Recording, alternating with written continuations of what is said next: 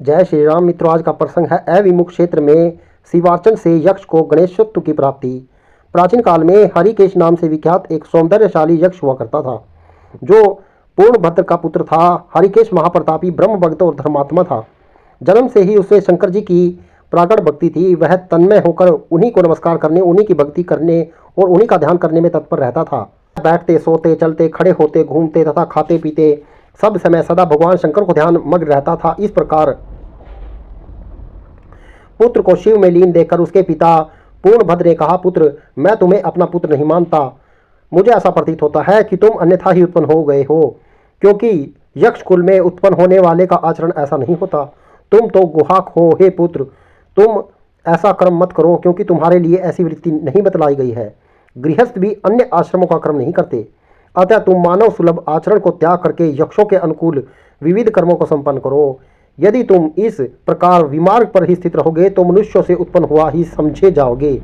अतः यक्ष जाति के अनुकूल विविध कर्मों का ठीक ठीक आचरण करो। देखो, मैं भी निसंदेह वैसा ही आचरण कर रहा हूँ। प्रतापी पूर्णभद्र ने अपने पुत्र को इस प्रकार समझाने की चेष्टा की, परंतु हरिकेश का मन शिवमय हो जाने के कारण पिता के समझाने पर भी उसका कोई प्रभाव न पड़ा। तब पिता पूर्णभद्र कुपित होकर बोला, पुत्र, तुम शीघ्र ही मेरे घर से जाओ और जहां तुम्हारी इच्छा हो वहां चले जाओ। पिता के शब्दों को सुनकर उसकी आज्ञा का पालन करते हुए वह हरिकेश यक्ष अपने गृह तथा संबंधियों का त्याग करके निकल पड़ा और अविमुख क्षेत्र वाराणसी में जाकर अत्यंत दुष्कर तपस्या में संलग्न हो गया। वहां वह इंद्रिय समुदाय को संयमित करके शुष्क काठ और पत्थर की भांति निश्चल हो एक टक स्थानों की भांति स्थित हो गया। इस प्रकार निरंतर तपस्या में लगे रहने वाले हरिकेश ने 1 सहस्त्र दिव्य वर्ष व्यतीत हो गए।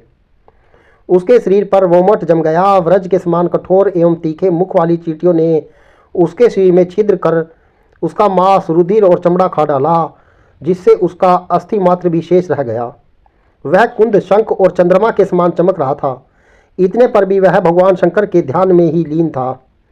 इसी समय कैलाश पर्वत पर पार्वती देवी ने भगवान शंकर से निवेदन किया कि हे प्रभु, मैं अविमुख क्षेत्र का दर्शन करना चाहती हूँ, क्योंकि वाराणसी आपको परम प्रिय है। इस प्रकार भवानी द्वारा निवेदन किए जाने पर भगवान शंकर पार्वती के साथ वहां से चल पड़े और अविमुख क्षेत्र का उन्होंने दर्शन कराते हुए उनकी महिमा वर्णन करने लगे। तदंतर भगवान शिव और पार्वती चलते चलते उस स्थान पर जा पहुंचे जहां हरिकेश यक्ष घोर तपस्या में निरत था।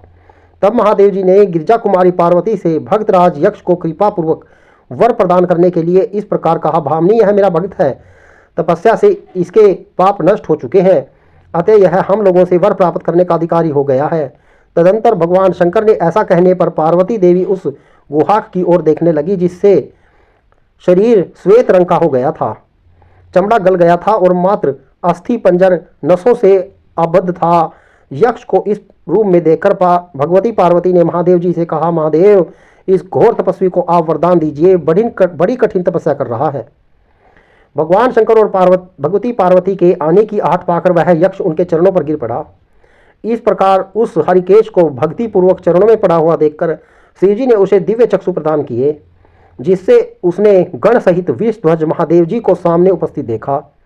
तब भगवान शिव ने प्रसन्न होकर यक्ष से कहा, यक्ष, मैं तुम्हें पहले वह वर देता हूँ जिससे तुम्हारे शरीर का वर्ण सुंदर हो जाए तथा तुम त्रिलोकी में देखने योग्य हो जाओ।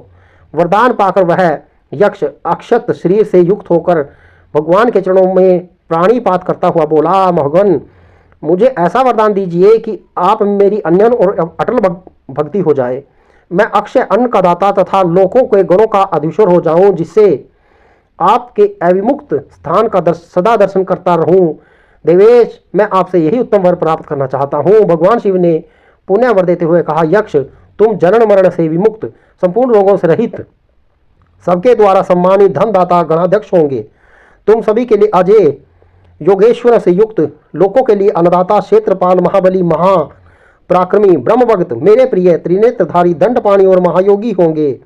उद्ध ब्रह्म तथा संभ्रम, ये दोनों गण तुम्हारे सेवक होकर तुम्हारी आज्ञा से लोक का कार्य करेंगे। इस प्रकार उस यक्ष को गणेश्वर बनाकर भगवान शिव उसके साथ कैलाश लौट गए।